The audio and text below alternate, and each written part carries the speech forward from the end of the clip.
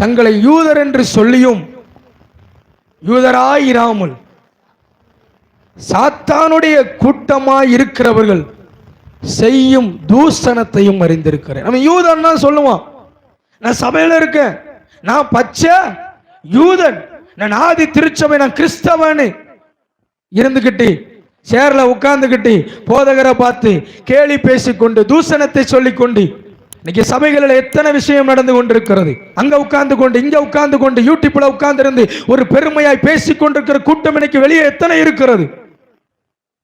தன்னை யூதர் என்று சொல்லுகிறான், தன்னை கிறிஸ்தவன் சொல்றான், நான் ஆதி திருச்சபையில இருந்து கிறிஸ்தவத்தில் இருக்கேன்னு சொல்றான். ஆனா ஊழியரை தூஷித்து கொண்டிருக்கிறான். இந்த சிமிர்னா சபை சந்தித்த 4 பிரச்சனை சொன்ன. முதலாவது சொன்ன, உன் கிரிகையை எனக்கு தெரியும்.